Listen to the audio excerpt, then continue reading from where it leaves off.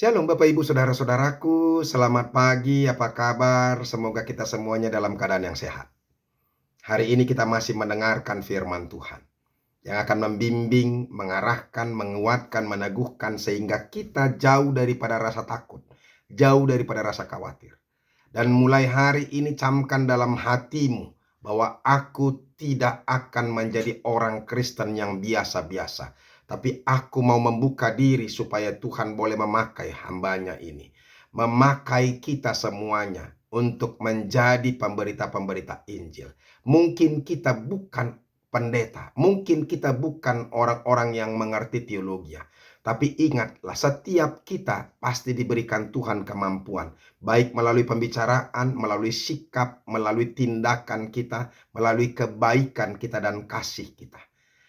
Injil akan tersebar karena kasih yang dari Kristus itu. Sehingga orang boleh melihat ada Kristus di dalam hidup kita. Amin. Oleh karena itu, jadilah orang yang baik. Tuhan Yesus memberkati. Bapak Ibu Saudara-saudara, firman Tuhan yang menjadi renungan buat kita hari ini, yaitu yang diambil dari Kisah Para Rasul 18 ayat yang ke-9. Tetapi sebelumnya marilah terlebih dulu kita menyerahkan hati dan pikiran kita untuk diterangi oleh Roh Allah. Mari kita berdoa. Kasih karunia dan damai sejahtera dari Allah Bapa dan dari anaknya Tuhan Yesus Kristus, itulah yang menyertai hati dan pikiranmu sekalian. Amin. Bapak Ibu Saudara-saudara, Kisah Rasul 18 ayat yang ke-9 dikatakan demikian. Pada suatu malam berfirmanlah Tuhan kepada Paulus dalam satu penglihatan. Janganlah takut, teruslah memberitakan firman dan jangan diam. Demikianlah firman Tuhan. Bapak Ibu Saudara-saudaraku, ini adalah satu penglihatan yang disampaikan oleh Tuhan kepada Rasul Paulus. Yang mengingatkan, meneguhkan, memantapkan dia. Supaya dia terus memberitakan firman Tuhan dan tidak takut. Saudara-saudara, ada 3 kalimat yang dikatakan di sini, jangan takut. Karena banyak orang, saudara-saudara, takut untuk apa? Melakukan apa yang dikatakan oleh Tuhan, apa yang diperintahkan Tuhan. Karena terus dalam hatinya dia rasa pasti ada bahaya, pasti ada masalah, pasti aku tidak mampu, aku masih kurang cakap, sehingga kita merasa malu, enggan, sehingga kita terdiam untuk melakukan apa yang Tuhan kehendaki. Makanya di Tuhan katakan jangan takut. Dikatakan lagi, teruslah memberitakan firman. Artinya bagi Rasul Paulus, dia harus terus memberitakan firman. Jangan berhenti. Makanya dikatakan jangan diam. Ya, sebab pemberitaan firman itu harus sampai kepada setiap orang. Nah, Bapak Ibu Saudara-saudaraku, apa yang mau dikatakan di sini? Ada banyak pemberitaan firman Tuhan yang gagal dilakukan oleh setiap orang percaya karena apa? Bukan karena ada halangan dari luar diri kita. Bukan karena adanya FPI yang menghalangi kita untuk memberitakan firman Tuhan. Bukan karena adanya Islam-Islam yang radikal yang menakutkan kita. Tetapi penghalang itu yaitu rasa takut.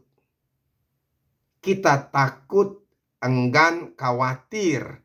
Baik itu khawatir terhadap bahaya, baik itu khawatir terhadap kecakapan kita, kemampuan kita, dan takut ditolak dan sebagainya. Jadi keengganan itu, halangan itu terjadi dari pihak kita. Itu yang sering sekali. Bapak Ibu Saudara-saudara, satu ketika ada seorang anak muda yang dia cukup brilian, cukup berhikmat, pintar. Dia tamatan dari universitas yang ternama. Dia menjadi orang Kristen yang baik. Bukan hanya sekedar mendengar firman Tuhan. Tapi dia sering mengikuti pelatihan-pelatihan pembinaan Injil. Bahkan pelatihan-pelatihan bagaimana caranya untuk menginjili orang lain. Dia adalah pemuda yang rendah hati, penuh dengan energik dan semangat dalam hidupnya. Dia adalah orang yang baik dan punya penghasilan yang baik berkat dari Tuhan. Satu ketika dia didorong oleh Tuhan bertemu dengan seseorang. Tetapi ketika itu, saudara-saudara, dia melihat ada seorang bapak yang kepalanya dibalut oleh perban dan ada warna merah darah masih di situ, dan kakinya juga diperban, dan dia terduduk lesu di pinggir jalan. Dia merasa takut, baik melihat darah dan luka-lukanya, tapi di satu sisi dia juga terdorong oleh Roh Allah untuk menghampiri, untuk menyapa, untuk membantu orang tua itu. Di tengah-tengah pergumulan rasa takut dan enggannya itu, anak muda itu akhirnya memilih bahwa dia akan menghampiri dan menyapa orang tua tersebut. Ketika dia melihat orang tua yang lemah itu, kemudian dia memberikan makanan dan minuman, juga obat-obatan, dan tidak lupa dengan uang sedikit kepada orang tua itu. Orang tua itu begitu sukacitanya bersyukur, terima kasih kepada anak muda itu. Terima kasih anak muda, engkau begitu baik sekali. Ini sangat bermanfaat sekali buatku. Aku sudah lapar, aku tidak punya uang, dan aku terluka pada saat ini. Kemudian anak muda itu menawarkan, Bapak, apakah Bapak mau kalau saya berdoa buat Bapak?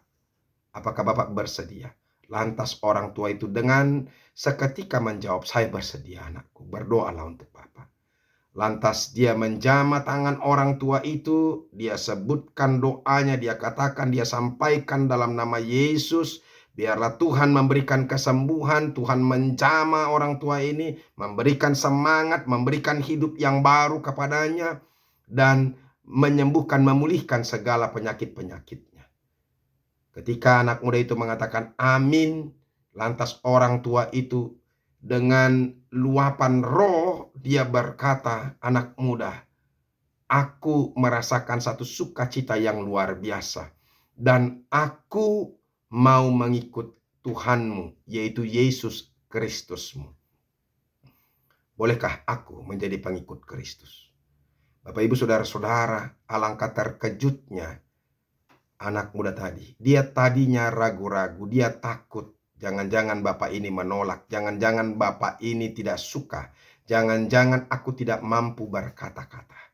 Tetapi ketika dia mau menerima perintah daripada Tuhan untuk tidak takut, untuk tidak memikirkan keraguan-raguan, dan dia mau melakukan pemberitaan Injil melalui perbuatan, sikap, dan doanya, ternyata itu begitu mudah sekali. Begitu sederhana sekali. Orang tua itu terpanggil percaya kepada Kristus. Bapak, Ibu, saudara-saudara, sekali lagi saya mau mengingatkan kepada kita. Terkadang kita sering enggan, sering sekali malu. Kita merasa bahwa kita tidak cakap. Bahkan sering sekali kita merasa malu untuk bersikap, berbicara, berdoa di depan orang lain. Kita enggan, jangan-jangan orang tidak suka, jangan-jangan orang membenci, jangan-jangan orang akan melakukan sesuatu yang tidak baik kepadaku. Saudara-saudara, itu yang saya mau katakan kepada kita. Halangan itu justru datang dari kita, yaitu berupa kekhawatiran, keengganan, ketakutan, sehingga kita gagal untuk menyampaikan firman Tuhan, gagal memberitakan Injil.